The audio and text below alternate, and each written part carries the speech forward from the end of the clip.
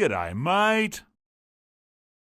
Hey boys, so we've currently got less than a week to go before the end of the current RTA season. We're currently sitting just inside G2 at the moment, hoping that we can get a few more points and get safe in this next week or so.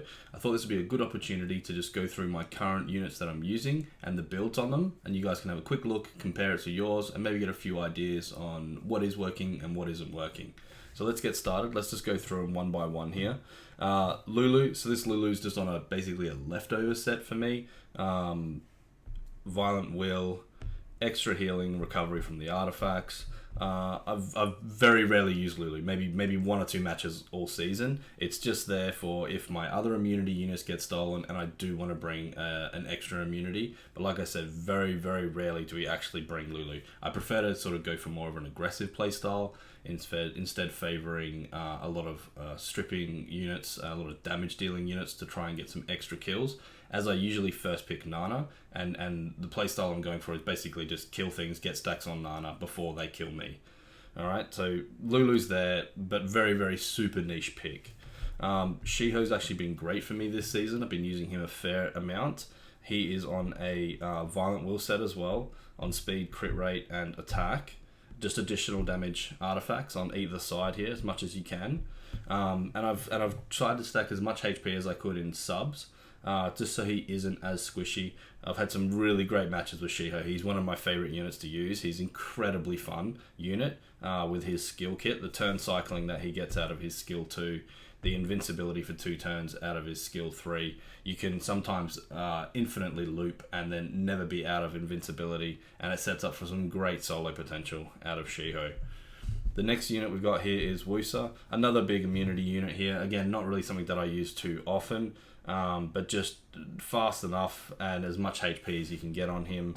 The artifacts, I've just gone for some skill 2 recovery and a little bit of skill 1 accuracy for the sleep, but again, like I said, I don't really use him at all.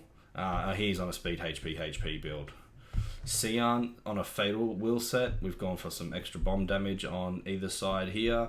I've used him very, very rarely again. It doesn't typically, because I run a lot of single target strippers, but he is okay as like a 5th pick here. I don't have a Rika, so he kind of fills that role for me in the team. And as much damage as I can get out of him, I want his bombs to kill things if they get to have the opportunity to go on. I want to make sure that things die as a result of them. Next unit we have here is the Poseidon on a Despair Will set. I've gone for some extra skill 3 accuracy and crit damage on the left side, as well as some more damage dealt on water on the left side. Again, he's a unit that I'm not using a great deal because he's more AoE, but he does fill that role there. Again, if there's a lot of things into like Molly, Antares, Juno, he's a great pick because you know typically those 3 units are not going to be on Will anyway. And he can't glance with the Molly, and obviously water unit into a couple of fire units there. So he's a great pick in that situation. The Psamathe we have next here on a Despair Will set again. We've gone for some skill 3 crit damage here and some skill 2 accuracy and some just additionals by attack on this side here, a bit of damage dealt on fire.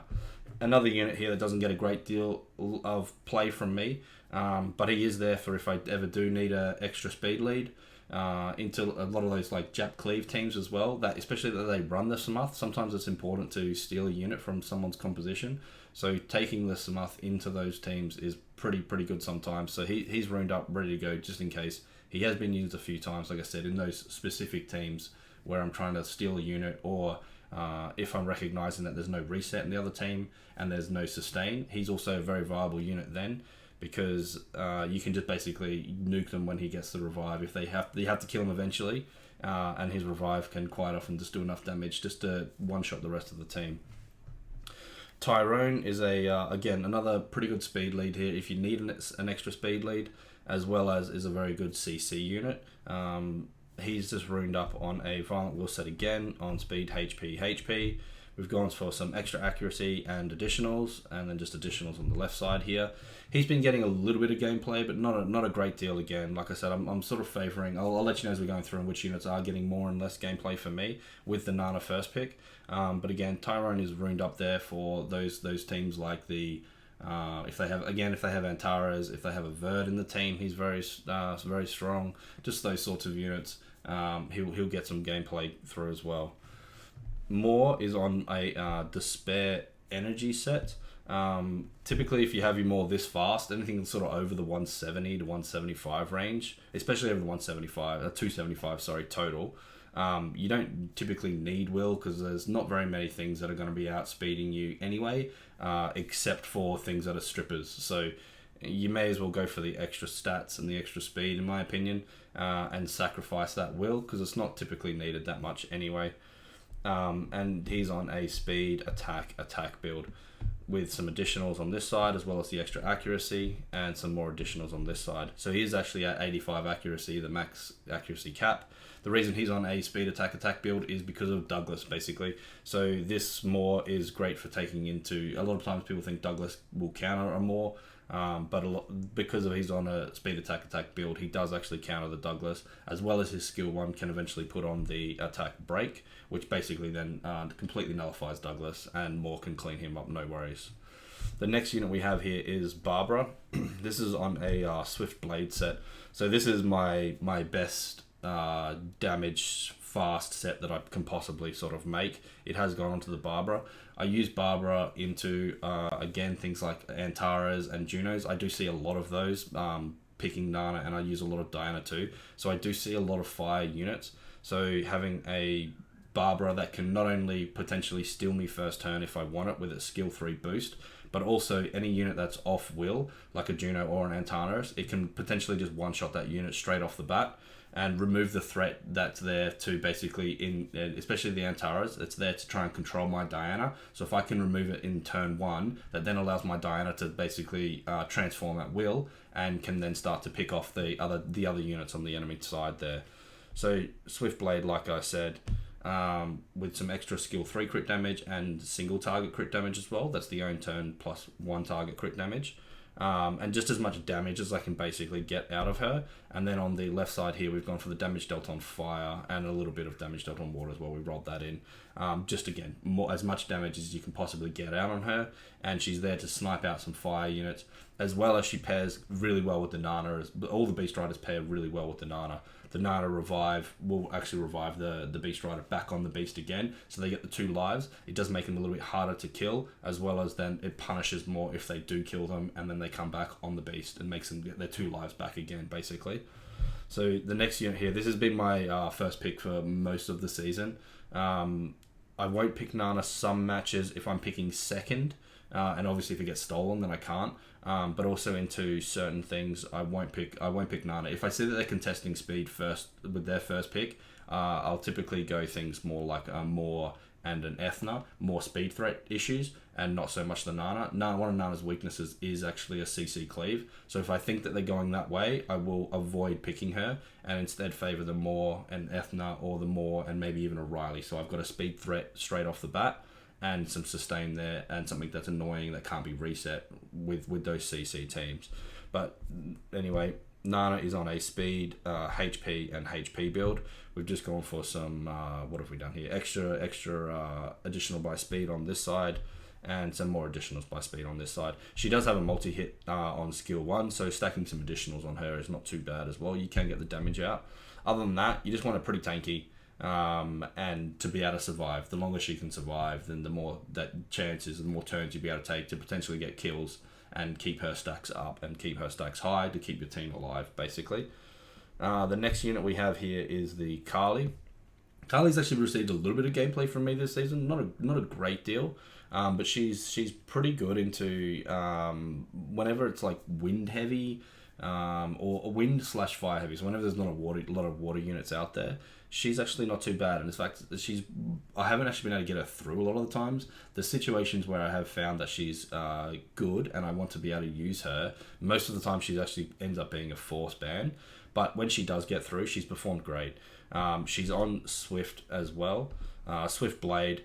We've gone for some extra skill 2 crit damage on this side, and then just some more attack up effect and some more crit damage on the left side as well. She has, like I said, performed really well. She outspeeds my entire team except for my really fast Swift units. So when she does get through, she puts the attack buff on, she puts the speed buff on, which only just stacks more damage to the rest of the team as well. And then protects herself, obviously, with skill 3. And then she gets to come back around for her second turn, still protected, unless she gets stunned, and then can nuke a unit out with her skill 2, which does pretty big damage. So she pairs actually pretty well with Nana, and is a pretty strong 5th pick for me this season. Vanessa next, we have runed up just on a violent crit rate and HP build. We've gone for some skill 2 accuracy for the defense break, as well as some extra crit damage, and then some damage dealt on fire on this side here. So Vanessa's only been picked, I think, once or twice this season for me. She's actually like not very strong in this meta at all. However, sometimes you just need speed leads, so it's always good to have the speed leads runed up, because sometimes you'll come into a match where if you can outspeed them, you'll win. You'll win the match. Their team is not designed to basically go second.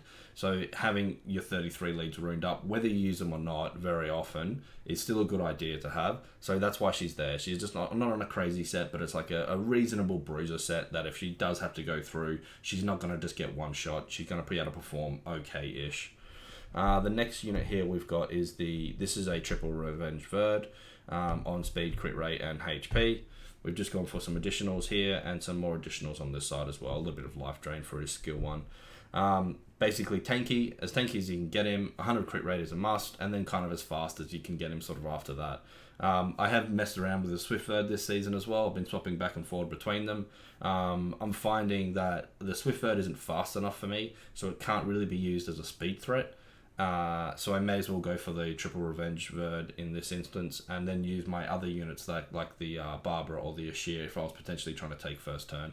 So that's why he's sort of there. He's been getting used a little bit.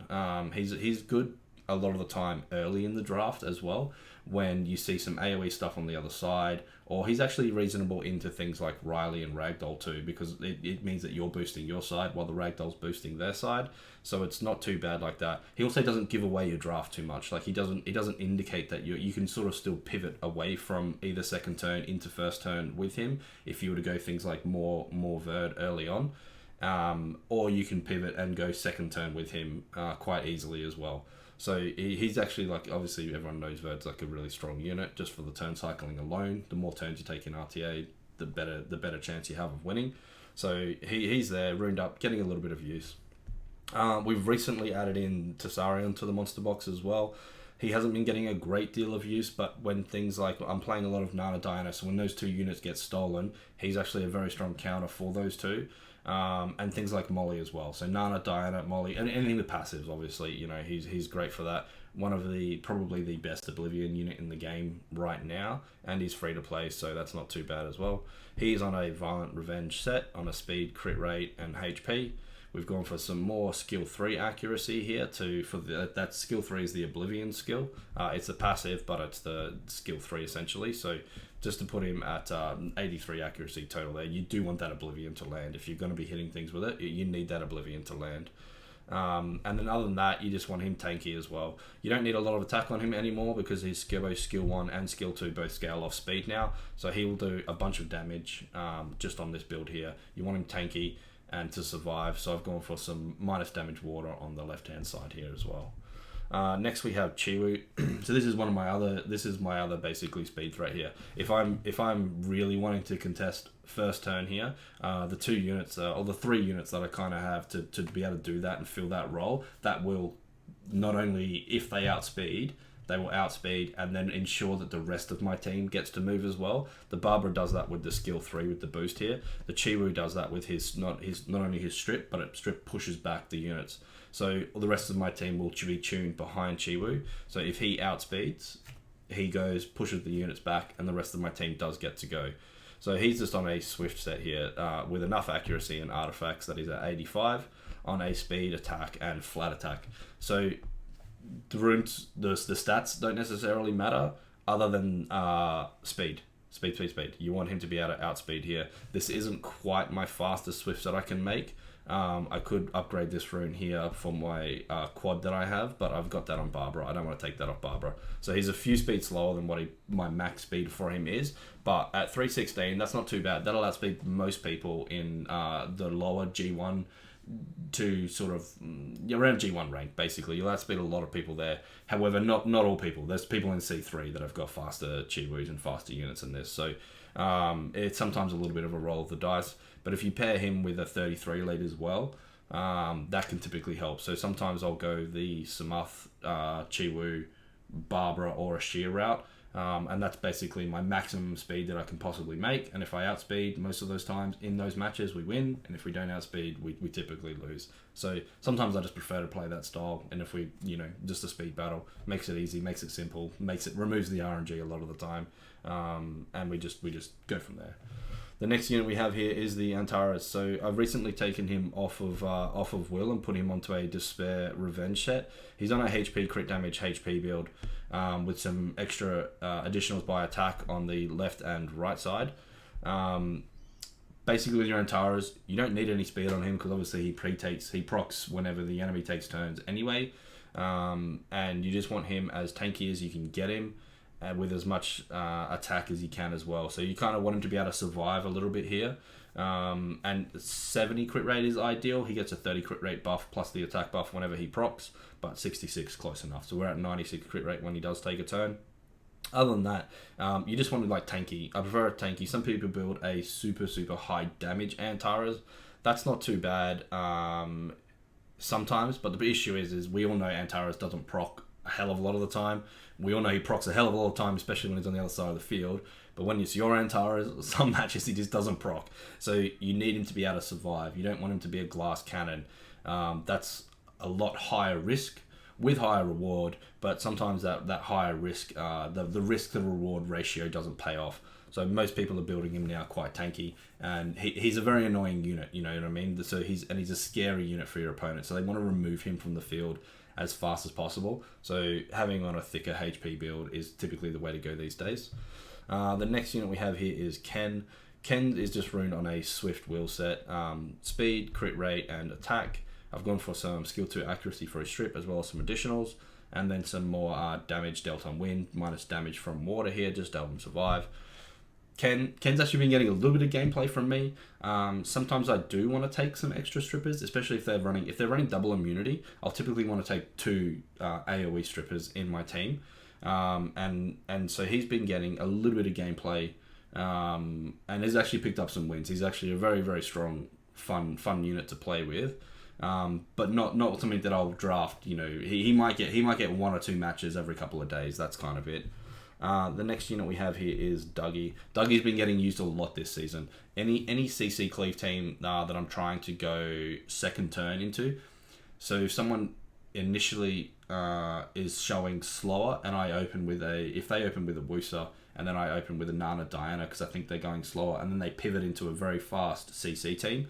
Typically, it's too late for me to pivot out of that with it, so I'll just double down and go hard turn 2, and then Douglas comes into play. That's when I'll go things like Riley, and then we can take Douglas as well.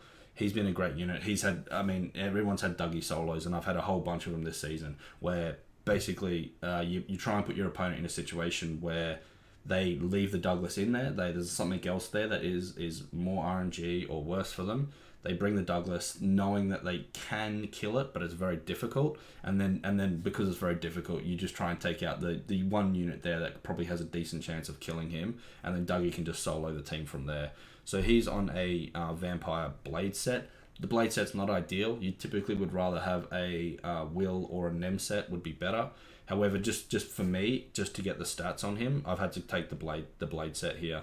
And he's on a attack, crit damage, and attack build, with some attack proportional lost HP and some crit damage on this side here, and some extra life drain and some more attack proportional to lost HP. So in those CC teams, the reason I've gone the attack proportional to lost HP is if they have a high-ish attack unit in their team, they will start to chip him down. They're typically not one-shot units, so they're multi-hitters, or they're low damage, but it's just chips over time. Because of that, they'll drop him down lower HP. So he's very, very often not at 100% HP. So he is getting the extra attack, which only increases the chance for them to glance even more. and then offers him the extra revenge chance, which then heals him back up, and it sort of puts him in that state where they just can't kill him. They might have enough attack to hit him early when he's at high HP, but then not enough attack to not glance when he's at low HP, revenges, and it's just an endless cycle, but he just will eventually just kill them because he can heal and they can't heal. And with him as well, I've also gone for, this is why I've favoured the Blade set over the Nem or the Will set for me, because what that allowed me to do is not only have this amount of attack, which is pretty important to try and get it as at minimum you need plus 2,000, but the more the better. But I've also been able to get him at plus 15,500 HP. So what this has actually allowed me to do is I will survive a Ciara bomb now, and quite often the Ciara, because he's off wheel, he'll become the target for the Ciara bomb first turn. They'll put the bomb on him, they'll detonate that bomb. The detonation will detonate the bomb, not kill him, but the hit from the detonation will actually then glance on him, being a wind unit as well, and typically not having anywhere near as much attack as what Douglas does. He'll then revenge, do big damage to the Ciara, and heal himself almost back to full health. So it's basically waste the Ciara bomb, as well as then heals him back up and does big damage to the team. And then Ciara's at low health, and we can typically then, when Douglas takes his turn, finish off that Ciara and knock her out, which is typically what the main threat to my Douglas is in a lot of matches. So it's kind of a specific build, and as well as being off-wheel actually helps me in that instance there. So the next unit we have here is Chloe. This is just my double Nem Will Chloe. I haven't really used it, I don't think, because I quite often will pick more early. But it's quite often been used a few times as a last pick into a more, knowing that then they'll have to ban it, and then I guarantee getting my other 4 units through that I want to get through. So it's more there as a force ban, sort of annoying niche pick there. The next unit we have is John. He's on a Violent Will set as well. Speed, attack, attack. We've gone for some extra accuracy on the left side here, and some attack up effect, as well as bomb damage on the left side here. He is basically, he's just there, like, you know, anytime you need a bomber, he's probably one of the best bombers right now, because he not only puts the AoE bombs, but one of them is a 1-turn bomb, as well as has the cooldown reset on his skill 2 here. So he's great on the violent set as well. He can turn cycle back to his bombs reasonably quickly. So he's used more of a niche pick, but he's still pretty strong and good to have runed up in the box. The next we have Daphnis. So Daphnis is on a Swift Blade set as well, speed, crit damage, and a attack, with some extra skill 3 accuracy here, because we all hate missing Daphnis strip because it means it doesn't get the defense break off, and then some extra single target crit damage on the left side here. So this is basically my second best Swift set that I've got, damage dealing set. He's tuned just fast enough that he'll outspeed most Ciaras. Obviously some are a bit faster than others, but most people's Ciaras without having the speed lead.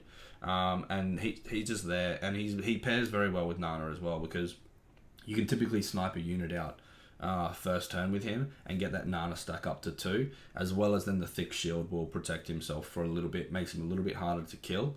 And again, pairing with the Nana, by the time they can kill him and kill him multiple times, he'll typically have his skill 3 back and then can snipe out another unit from there. So he's been a good addition to the box as well, just to add in. The next unit we have here is Diana. So this is a unit that I'm using 50% of my matches, I would say. I was opening with Nana Diana virtually every match at the start of the season. We've moved away from that a little bit because the meta has sped up a fair bit, and it's more beneficial for me now to threaten speed a lot of the time and try and push the enemy faster, and then either hard turn to pivot, and then they're too fast and not enough damage to kill me, or we can basically pivot into Nana more speed and outspeed them and then kill them that way. So she's not getting picked as much, but still I pick her a hell of a lot. You know, when Diana takes 3 turns, it's basically that's the match over. And she's on a Violent Will set as well, and HP, crit damage, HP. We've gone for some additional by attack is what you want to get on her. We are looking to upgrade her artifacts. They're kind of pretty average, to be honest, but that's what we're trying to get right now. And then on the left side here, I've actually gone for some minus damage from water, because I take her typically a lot into Wusa Molong. So the minus damage from water, as well as some extra damage dealt on water, is pretty strong. I also see a lot of ragdolls being up in Guardian and a lot of Giannas, so this happens to have some minus damage from Dark, and that doesn't hurt either. Other than that, she's pretty thick and really high crit damage. The crit damage build on her is a lot better if you're going to be bringing defense breaks in your team, and I'll typically always have a couple of defense breaks. Obviously with Nana, there's definitely always one defense break there, but I also use a lot of Ethna and a lot of Savannah, who also bring the defense breaks. So because of that, the crit damage build is really good. Getting a Diana transform into a defense broken unit will kill most things with the amount of crit damage that I have on her here. The next unit we have here is the Jamire. He's just on a, basically, again, this is another speed lead. So I just like to have all my reasonably good speed leads runed up for those situations where I do want to try and outspeed. Not necessarily with that unit, but if I'm trying to outspeed with a Barbara, I need to outspeed, well, I need to bring 2 speed leads. So he's just there to have runed up just in case I need another one. As well as the skill 3 cleanse and full skill reset is really, really strong. So he's just there runed up on a speed, crit damage, and HP build. And I've gone for some skill 1 crit damage on this side. Oops. And some single target crit damage on this side here. So his skill 1 actually scales off of speed. So you don't need to have him on a very high attack build to still be able to do very strong damage. So because of that, I've favoured, again, a slightly more tankier build, but this is on like leftover runes. He's a super niche pick only when I need a speed lead, and he happens to fit that specific role that I want. One of the next units we got here, the Ethna. So I'm using Ethna a hell of a lot this season, hell of a lot. I've tried her on a bunch of different builds. I tried her on a Despair build at the start of the season. We moved her over to a very fast, swift crit damage build. It was actually these runes here that I have on Barbara, I had on my Ethna. For a while, I've also tried her with the Daphnis runes, but I've now since recently swapped her over to a Violent Will set again for a speed, crit rate, HP build with plenty of additionals on left and the right side. So she does a lot of multi-hits with her skill 2 and her skill 3. And I've favoured the tankier build. A lot of people think that Ethna is squishy, so they will typically try and focus her down first. And again, with the Nana, I'm trying to maintain and get stacks. So having super squishy units on your side with Nana is not the best idea, because they can just burn through Nana's stacks very, very quickly. So I've gone for the much thicker 30 plus K total HP build here. Makes her very hard to kill, as well as the turn cycling she gets out of her skill 2. Plus then obviously now she's on Violent with the Violent procs. It just means that she can constantly just keep cycling back to her skill 3. So she's incredibly strong into the Wusa Molong type drafts.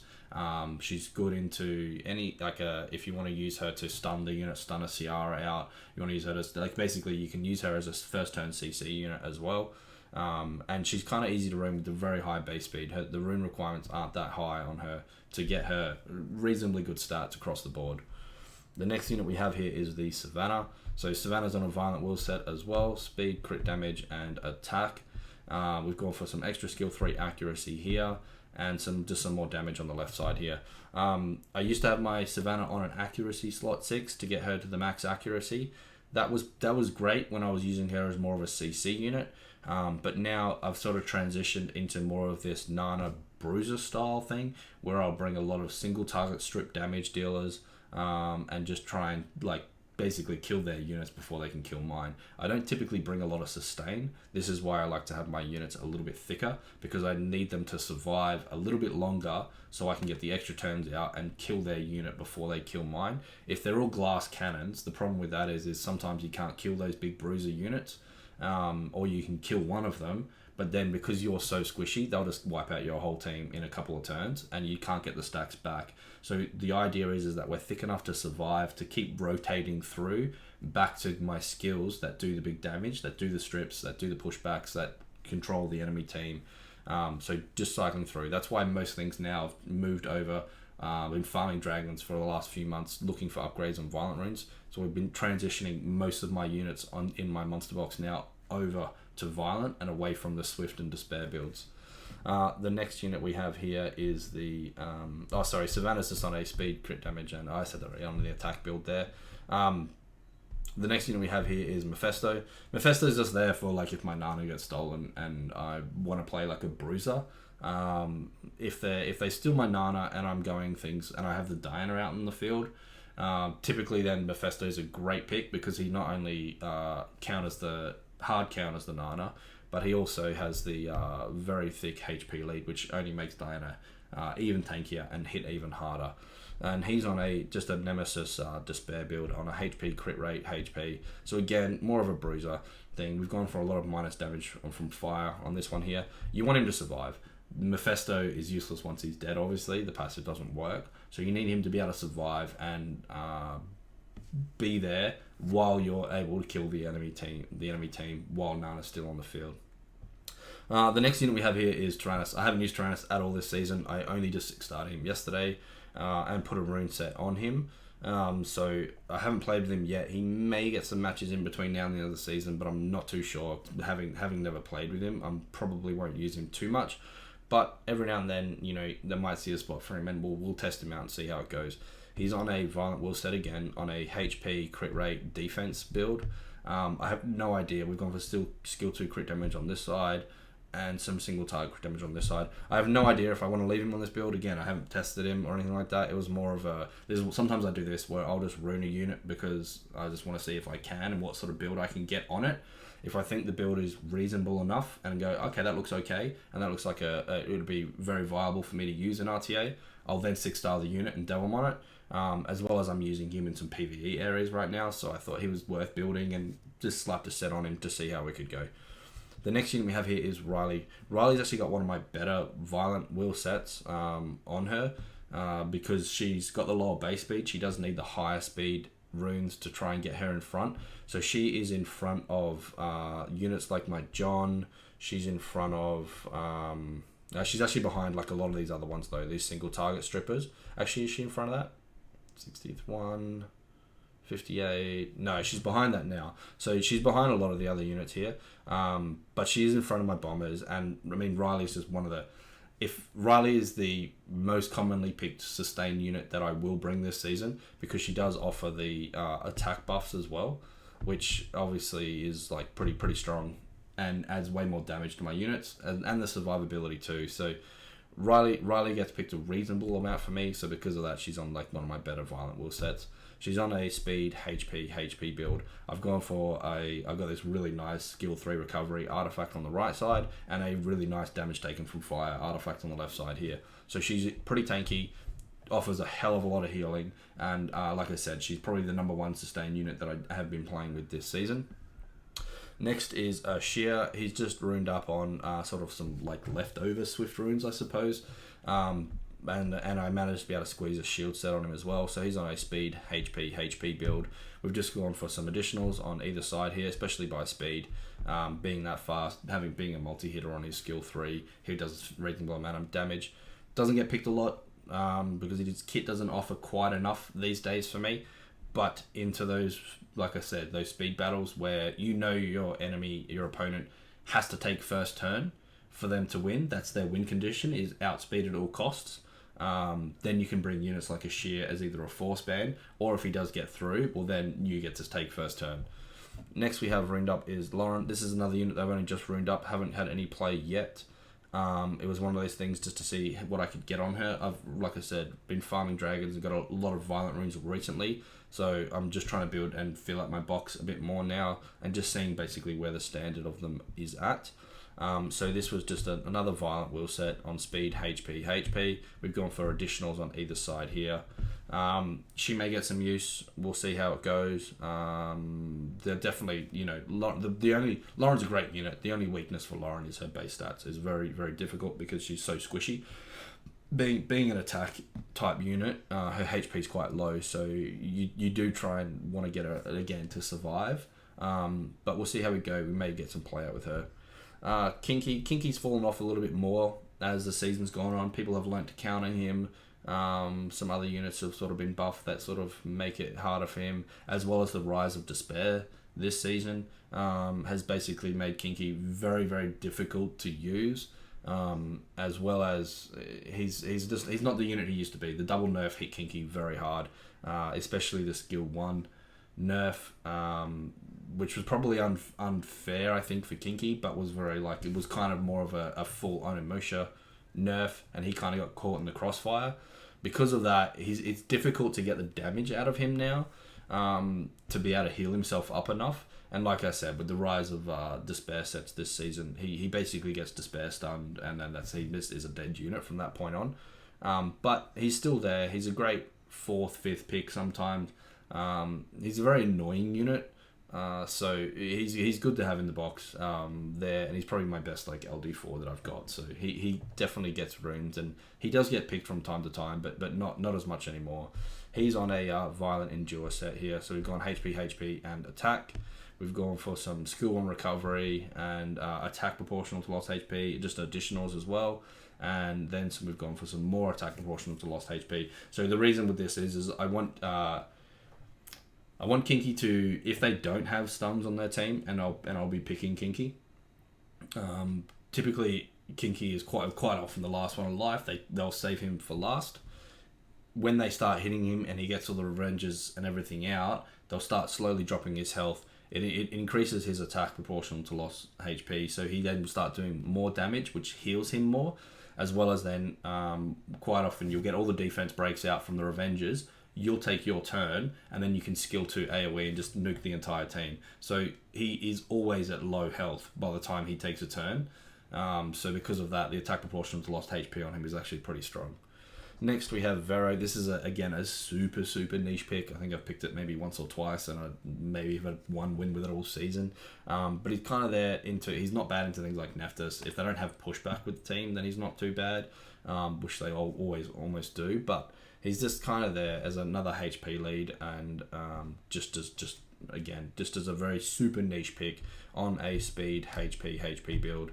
We've gone for some skill 2 accuracy on this side, and some minus damage from water and minus damage from wind on this side. So just kind of thick, be able to survive. Basically, he's more there as the cleanse unit, more than a damage dealing unit. He'll still do some damage, but he needs to be able to survive, or else the point of him is sort of wasted. So as much HP as I can get on him is why he's there. Next, we have the Vanessa. This was just on a leftover set as well. Like I said, if there's double immunity, sometimes I do want to take 2 strippers, and sometimes Ken doesn't make sense. So basically, my 3 AoE strippers are more Ken and Vanessa, and very rarely do I need to take 2 AoE strippers. And then even more rare is it the Vanessa that I would rather than the Ken. But she is runed up just in case as a super niche pick again on a speed attack build. And we've just gone for some extra accuracy on her strip, as well as some additionals, and then some minus damage from water and some more additionals on this side here. So again, kind of a bruiser build, being able to survive, being tanky enough to be able to live. So that's all in there, boys. So thanks very much for watching. Thanks for listening. Do me a favor, hit the like and subscribe button, and I'll see you in the next one, boys.